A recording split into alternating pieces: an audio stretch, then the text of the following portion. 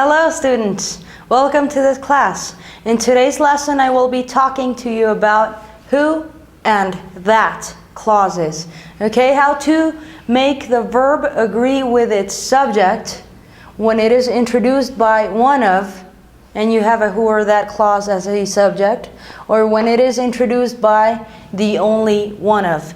The note here tells you that when the who or the that clause is introduced by one of, you are going to use a plural verb. And when it is introduced by the only one of, you are going to use a singular verb.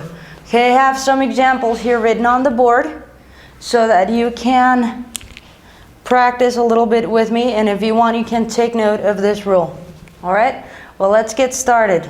The first one says, Lisette is the only one of those girls who love to study.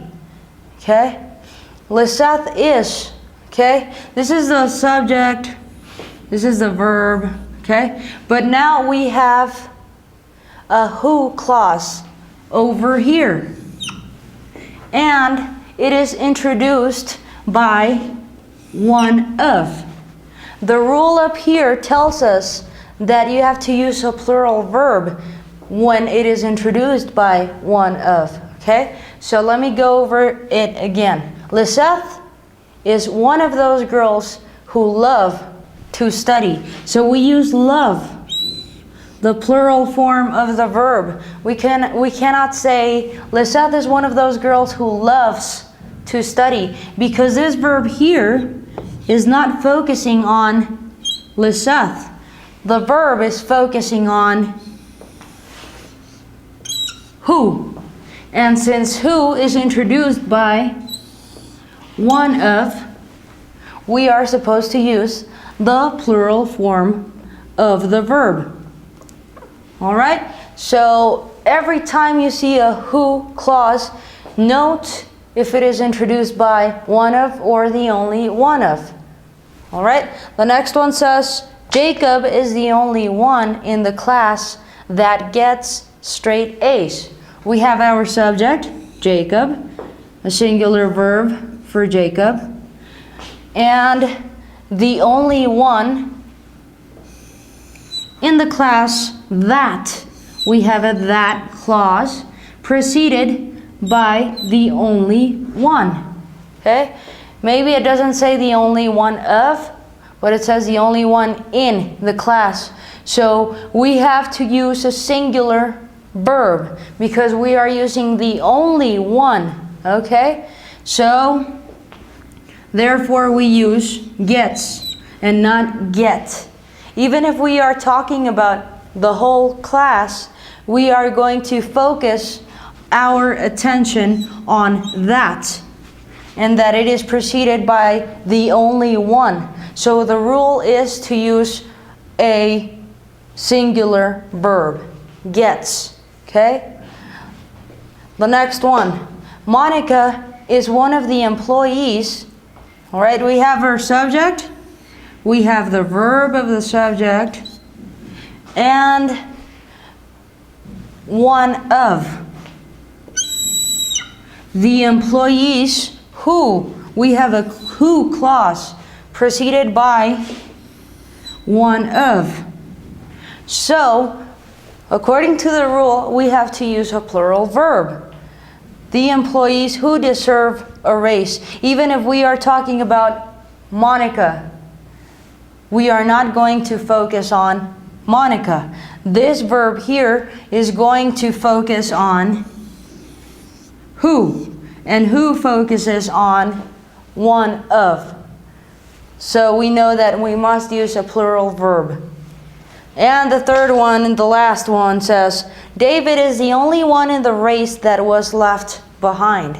Okay, we have David. We have the verb of this subject, is. The only one. We have the only one. Let me erase of here, because you could have the only one and the only one of, okay? The only one in the race that was left behind. We have a that clause here. And we have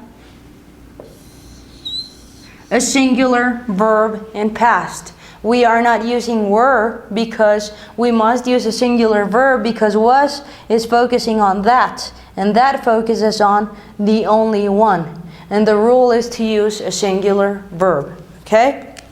Well, next I will move on to some more practice sentences so that you can keep practicing with me.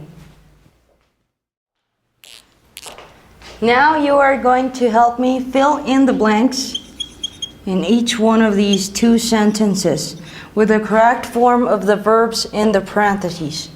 All right, let's begin. The first one says, Louis is one of those people who blank to talk about their lives. Okay, we have one of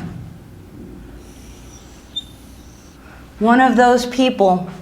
So the rule up there says that we must use the verb in the plural form. So it's simple, like. If it said, Louis is the only one that likes to talk about his life, then you would have to use a singular verb or add the s. Okay? The next one says, Daniel is the only one of the firemen who blank twice before saving somebody. The verb we are going to use is think. And we have the only one of. So the rule here tells us that the verb must be a singular verb. Okay? So, think.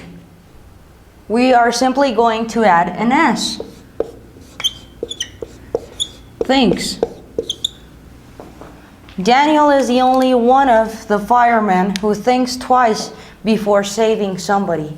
Okay, so that is how you choose a singular or plural form of a verb when you have a who or a that clause that is introduced by one of or the only one of. Next, I am going to leave you some homework because remember that you need to practice as much as you can. For homework, you are going to write 4 sentences using who and that, and of course introduced by one of or the only one of. Okay, if you want to, you can write down this note so that you don't make a mistake when you are writing your sentence, and that way you will know if you have to use a plural or a singular verb. Okay? Well, leave your homework in the comment section below this video, along with any comment, suggestion, or question if you have one. Okay? Well, thank you so much for watching, and I will see you in the next video. Would you like to watch my next video? Click on the television to the right. I'll be talking to you about how to choose the correct form of a verb, singular or plural, when you have measures